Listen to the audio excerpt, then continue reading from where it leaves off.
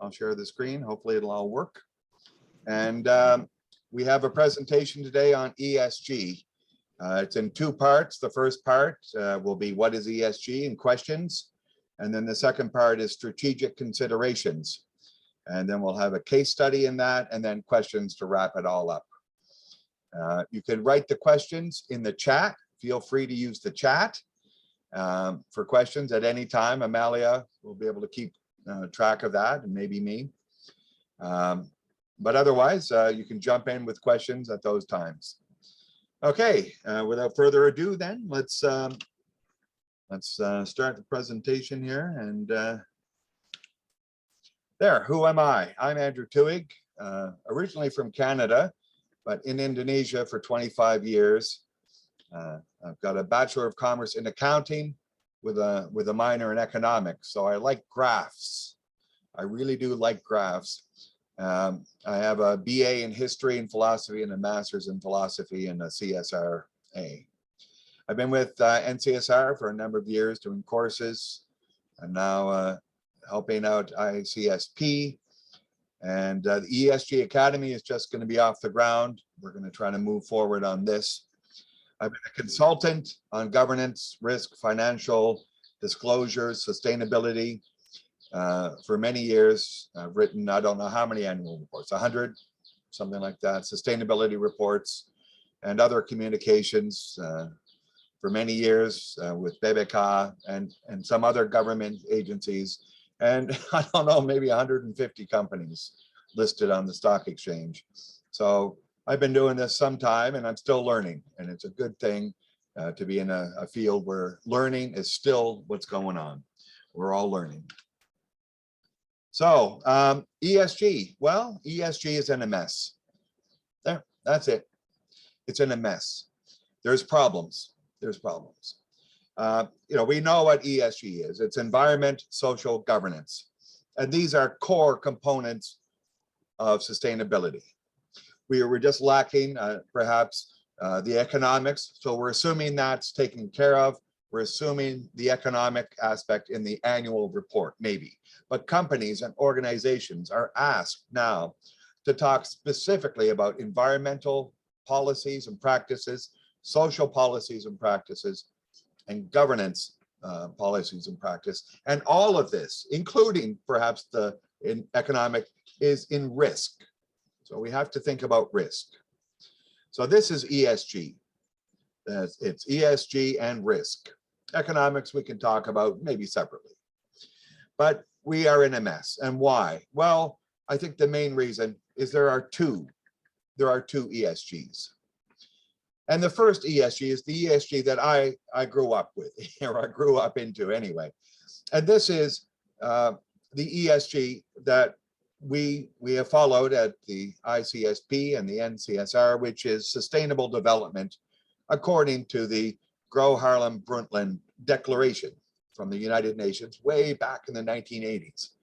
And we're talking about sustainable development is development that meets the needs of the present without compromising the ability of future generations to meet their own needs.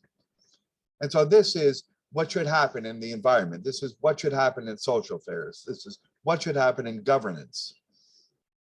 And this is the definition that people want, I believe, to continue.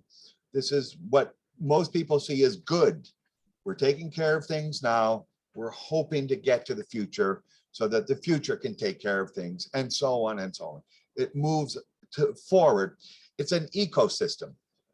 It's a governance and environmental and social, economic ecosystem. So this is what we want. And so this is the type of ESG that most people have studied and learned, I believe, not only in Indonesia, around the world. This is what most of the literature is based on. So this is the first type. However, the second type, and we'll do some reviews of what's happening in Florida, Sri Lanka, and New York City. So you do a search. You just go out and do a search on ESG, and you see bad news coming up immediately. This is just from a few days ago. And so ESG is a sham. The first hit. ESG is a sham. A sham means a scam, corruption, bad. And so this is coming out of the New York Times, an opinion. This is normally an ESG friendly institution, the New York Times. So what are they saying? Then we have a positive thing. ESG isn't going anywhere, but we're running into problems. And we have troubles on boards with risk and insurance, talking, they don't know what to do. People involved in insurance companies and risk and boards, they don't know what to do. And then we're talking about how people want to do the right thing in coming into companies. It says workers are the lifeblood, and they want to come in and do good things, and everyone wants this. So this is a problem just on a search at the beginning. You can do it yourself, you can find this. This is not good news. And then we get further, and what happened in Florida is that Governor DeSantis outlawed ESG. It's now illegal to demand corporations follow ESG. This is whoa, what is this? However, we see two Bloomberg articles here, and we're talking about Bloomberg in the top one, talking about woke capital. Now, woke is a different thing than type 1 ESG. Woke capital is something different. It talks about diversity, inclusion, equity. And equity is maybe not what you think. Equity is not a good thing in the long term. It's not sustainable. So this is what Governor DeSantis was outlining, the problems of ESG in America, not in Indonesia. But there's confusion everywhere in the world. And down below, Bloomberg even had an article not too long ago about ESG insiders also recognizing a problem. So the insiders are calling for a market watchdog because of things like greenwashing, things like, you know, if you want a social ESG score, you have to pay money to some group to give you a letter. This is not the ESG that we know about from the 1980s and onward. This is recent, very recent, and there's a pushback against this woke ESG. For good or for bad, what is it? And so when you meet people, they're talking about ESG, which one is it? So is it the standard ESG, environment, sustainability, this type of thing, or is it something new? So let's go on, and what we have here is a national law review about the proxy costs of carbon.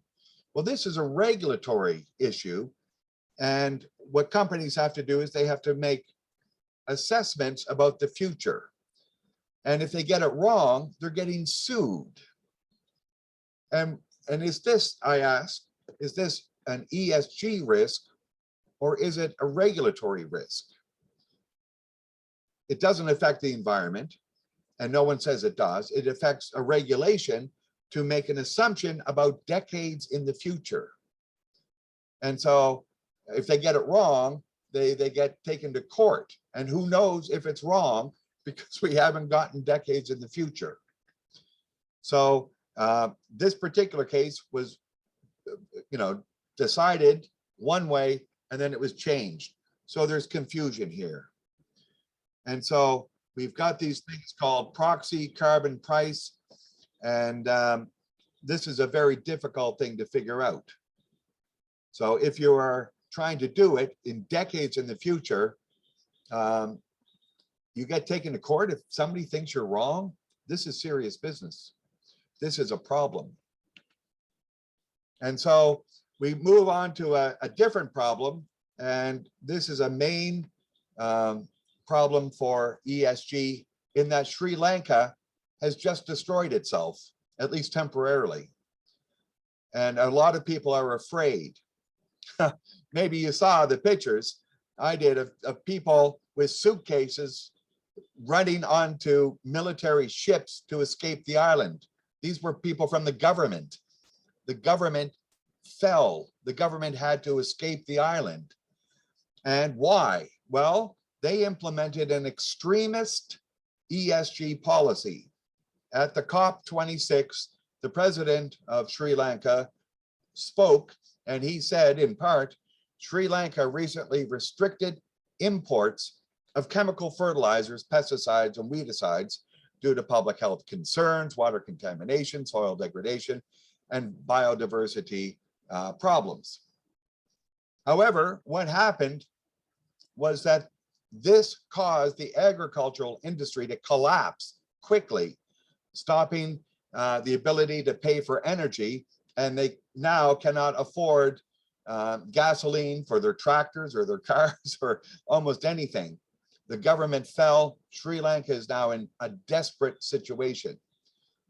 This is a violation of the 1985 Declaration on Sustainable Development. This situation is not sustainable. This is causing trouble for ESG. This is a human caused, as opposed to a natural disaster like a volcano or earthquake. This disaster for Sri Lanka was human caused. It did not have to happen. There may be public health concerns. There may be some water contamination, but is this sustainable? Is that contamination sustainable? It may be. Why make an extreme action that destroys your government? Anyway, this is the Sri Lanka problem. Then, just a few days ago, this is on September 21st, in New York City, the office of the controller, Brad Lander, wrote a letter to investment company BlackRock. And BlackRock is funding now energy companies. And we see, if you do a search, and this was just a couple of days ago, we are in the middle of an energy crisis in Europe and in North America and Japan. So in the middle of an energy crisis, or even at the beginning of it, we have this office of the controller saying that BlackRock should not invest in energy. This again is not a sustainable action. What's more important is that people in Europe do not freeze in the winter. And if some investment in the short term will help these people live, then the long term should be able to deal with it. We've been in this process for a long, long time. It's not like a couple of years is going to make a lot of difference.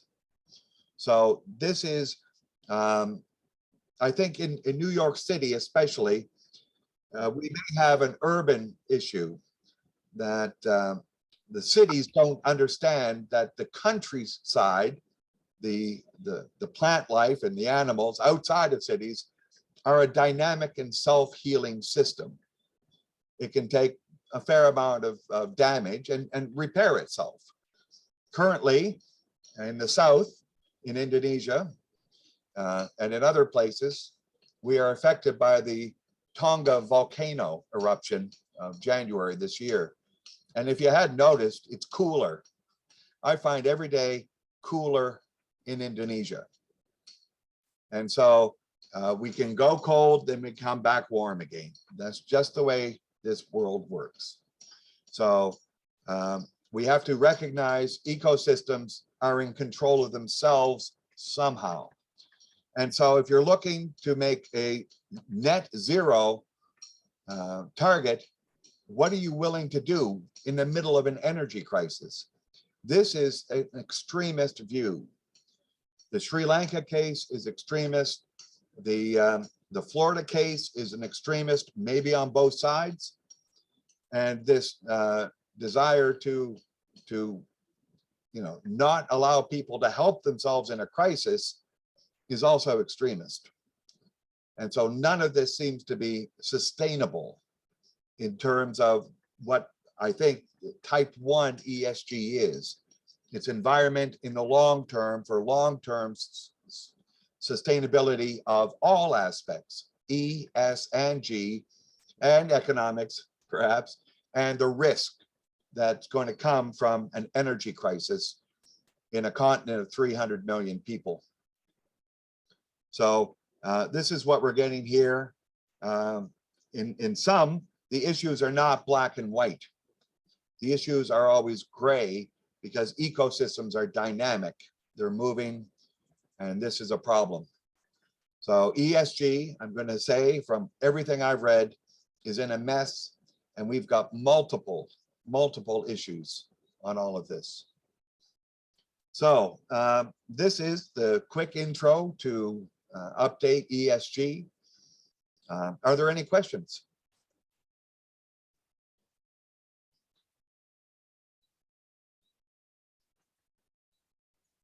We've got something in the chat. Maybe I'll check. No, it's just an attendee list.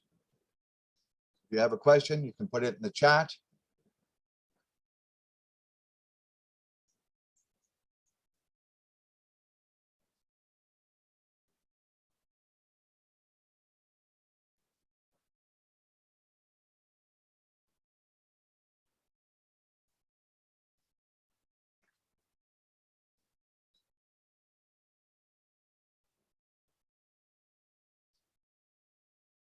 Okay, well, we'll move on then. Doesn't appear to be any questions. Or if somebody jumping in, don't know. Okay, let's move into a case study.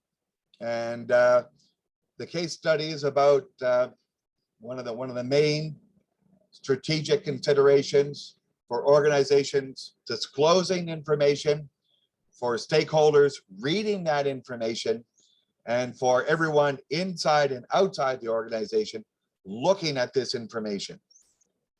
And what we're going to see, hopefully, is that there is information asymmetry. And asymmetry means not symmetrical. So it's big on one side and it's little on the other side. So people inside an organization have big information, and they give some of it outside, which is smaller information. However, some people outside the organization may know more about that subject than people inside the organization. So we have information asymmetry all over the place, and we don't really know who knows what, but we know that some people are going to know things that we don't know. So let's take a look at this situation in Cuba, which happened earlier in the year. There was a massive fire, and it destroyed an oil depot in Cuba. They say that it was a lightning strike. So lightning went boom. So, and then it caught fire, and then it burned, and it cost, I don't know, hundreds of millions, billions of dollars worth of damage in the immediate and then the short and medium terms. It's a massively expensive disaster. It's a disaster environmentally in all the fumes and fire that was released. And I'm not sure, but people lose their lives in events like this. Both workers there and people surrounding these installations sometimes die of many things due to such an explosion. The United Nations, OCHA, released a statement August 11th, where they stated that lightning caused this. So they made a statement that lightning caused this explosion. Other people also said that, as we see in the list here. And so if you're writing a sustainability report or reading a sustainability report or ESG report or annual report or a newspaper, I'm old. I'm going to say I'm getting up there. I'm not that old, but I'm 59, and I don't ever recall hearing about lightning causing a fire at an oil installation. Lightning's been around forever. Oil installations have been around for 150 years. I've never heard of it. Now, maybe I missed it. But let's take a look. So I did some research because that's what I do. So before we do that research, I want to pull back down into the heart, I believe, the heart of sustainability reporting, the heart of ESG reporting, which is stakeholders. What do the stakeholders, who are they? What do they think? What do they want to know? What do they have a right to know? So I picked out 4 groups of stakeholders for this case study. One is engineers. So engineers are going to look at this fire and say, don't we know how to design oil refineries and tanks that are safe? Engineers are going to ask, are they incompetent? And they know the answer to this. So if you find like a petroleum engineer or a oil refinery, construction engineer, they will be able to tell you the answer to this. What do they know about lightning hitting refineries?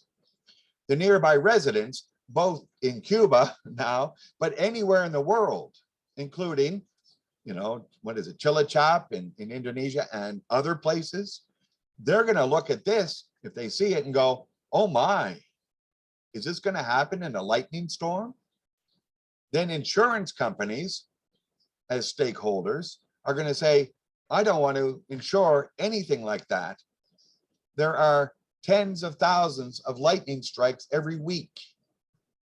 When is an oil refinery going to get hit and the insurance company has to pay out $300 million? Nobody's going to insure that.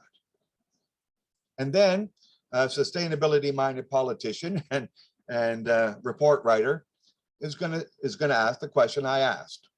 Why has this not been in the news over the past 150 years? So we're going to begin with that question. And I could find only a few examples of claims of lightning. And the first one was in 2010 on a Caribbean island. Then we had one in 2011. And then we had one in 2012 and 2013. Now, I've got some underlined here. It's reportedly hit by lightning. It's presumed. So these are not definites. These are just maybes of lightning. And then we had the Cuba incident in 2022. Somebody knows more about this than I do, than I can find out here. Somebody knows more about it.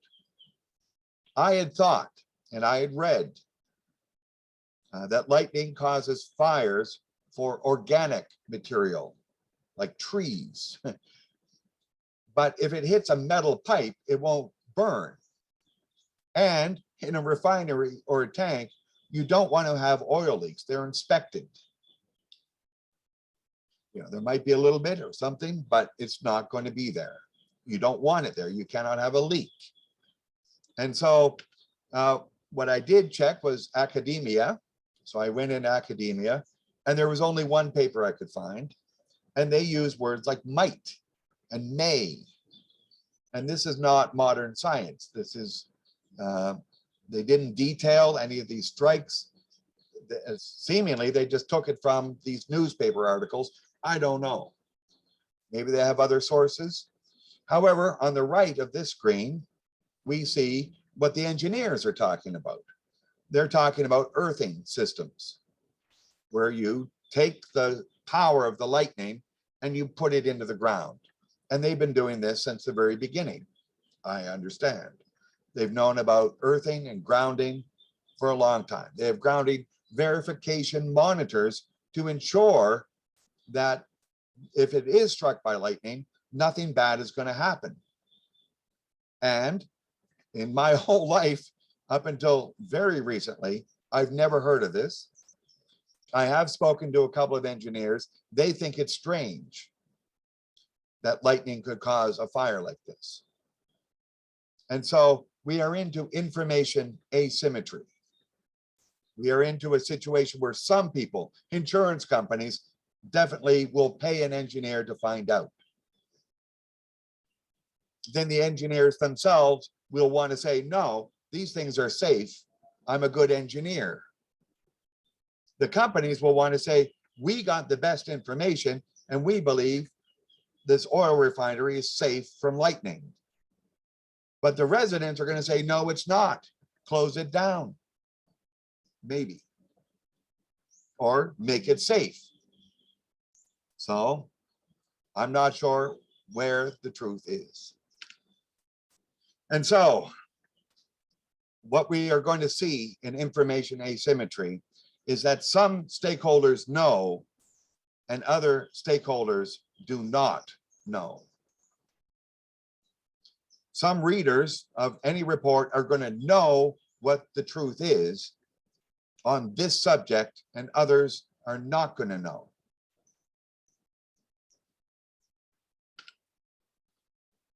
And that information asymmetry exists in every ESG subject. Environmental subjects, social subjects, governance subjects, every subject. There is going to be information asymmetry. You as a writer, you as a researcher will have to try to get better information on all subjects. But if you're told to write something, well, maybe it's true, maybe it's not. And that companies will withhold information. There will be some benefit in maintaining information asymmetry. However, there is a risk to sustainable performance if you are not revealing information that will actually benefit in the long term the environment, the social, the governance aspects of your organization. And that organization is a business, it's an NGO, it's a government. These are important issues for every organization. You are in an ecosystem, but we do not fully understand that. Although some people may, and when they read something not true, trust goes down. And so a large part of ESG and sustainability reporting is to generate trust. And if you can do that, then you've done, I think, a good service to the community if that trust is warranted. But if you're trying to help somebody hide something that eventually lead to a bad situation, then you are probably not helping the community. And again, in the ESG area, I think there's two ESGs.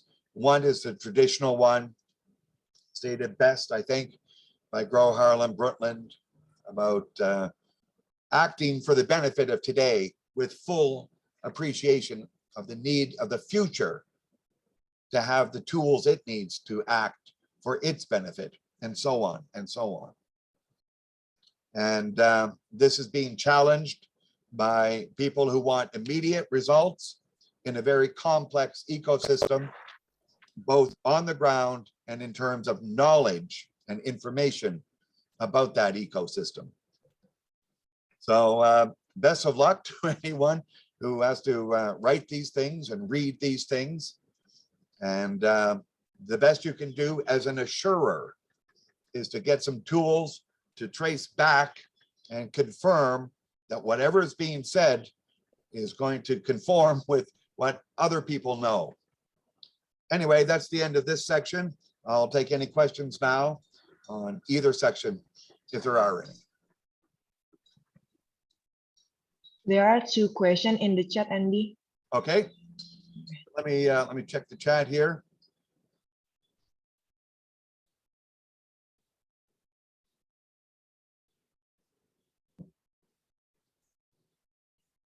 Okay, we have the first question here by intent. There are so many ESG score issues by various rating agencies. This is what was outlawed in Florida, this rating system. And we have a number of names here: Sustainalytic, Bloomberg, Refinitiv, and there are others. Maybe ICSP. Woohoo! Anyway, I'm going to have to suggest that I'll need an example on this to find out I think a case-by-case basis. In this presentation, I gave 2 Bloomberg articles which contradicted each other. One said, yes, it's good. One said, no, it's bad. And so Bloomberg themselves don't appear to be consistent. And so are they working on, the traditional type of ESG, or are they working on the basis of criteria of inclusion, diversity, equity? In which case, as in the Sri Lanka case, you may have a great score, and then 2 months later, the government is fleeing on boats. So Sri Lanka would have had a great score by some measures, 2 months before the government destroyed the economy and had to run away. So this is the trouble with the ESG rating scores, and this is why Florida outlawed it, and other people are wanting to ignore it. This is a mess. My advice is to yourself evaluate the sustainability report, evaluate any information you can get through the media, in real life from NGOs, and then look at whether it's representative of ESG, as in sustainable behavior in these areas, or whether it's just greenwashing or getting statements from, you make a donation to Greenpeace and you get a letter or something like that. And so there's a problem with purchasing ESG credentials. And this is what was outlawed in Florida.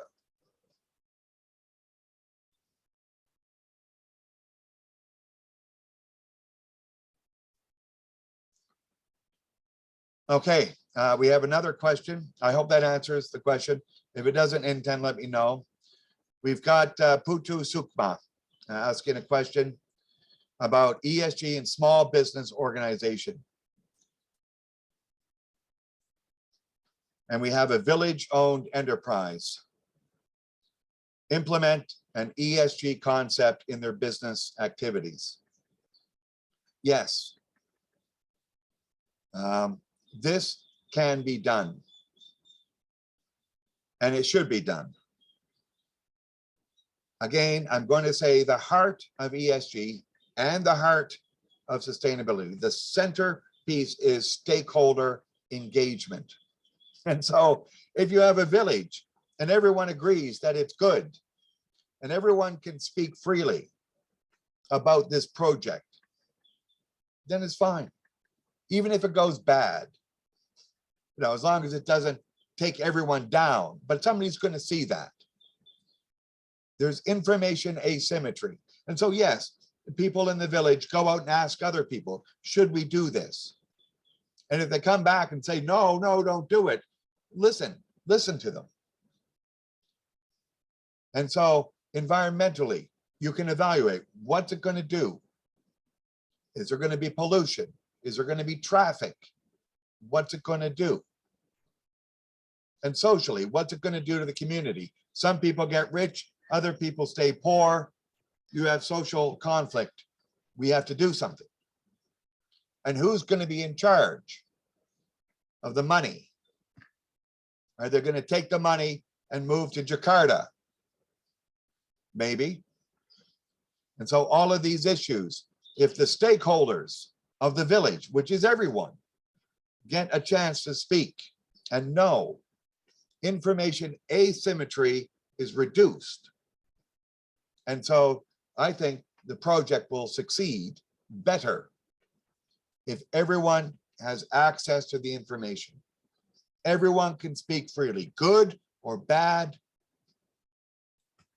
Then everyone hears. Everyone gets the information. So we recommend in the GRI courses and otherwise, you have stakeholder engagement meetings, open meetings, take pictures. And everyone is there and everyone can speak.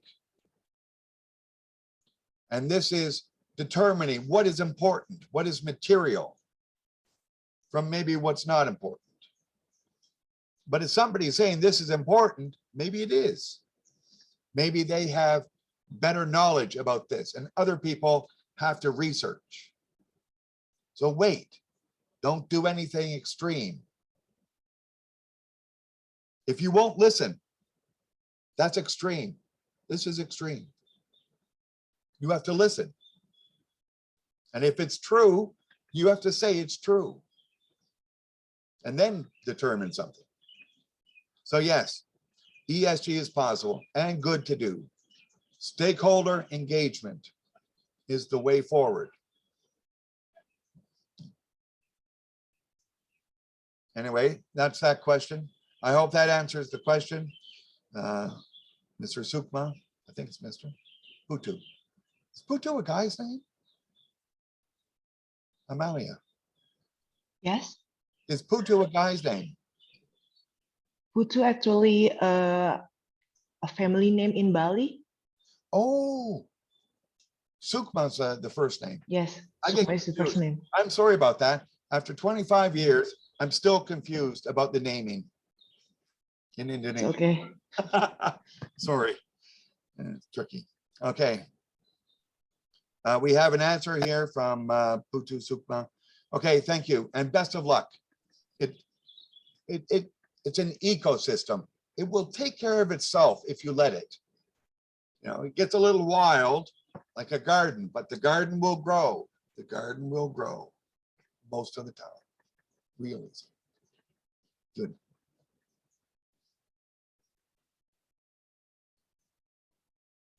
Okay.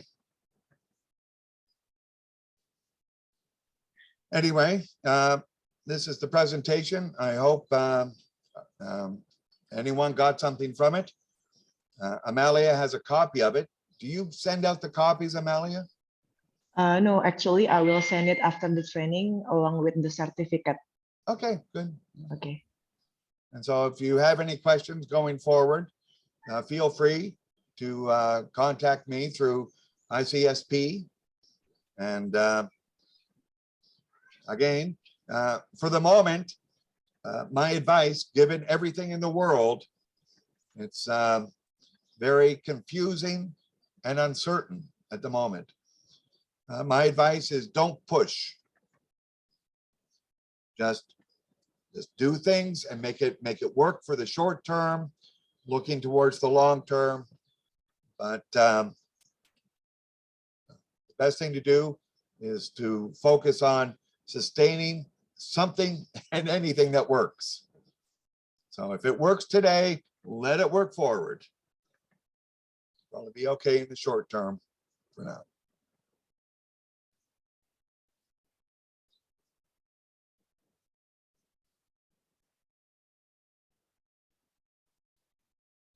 Okay, Bapak Ibu, any question?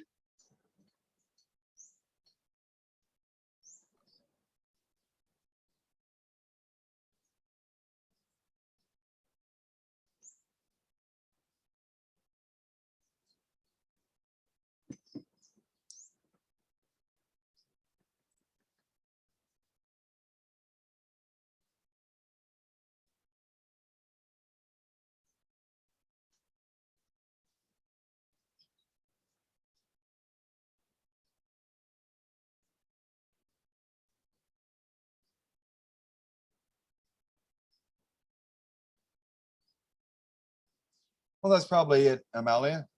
Okay. Not Okay, sure if then. anyone has questions, but I think we can wrap it up here. Thank you all for Okay. coming in. Thank you, Amalia. Okay,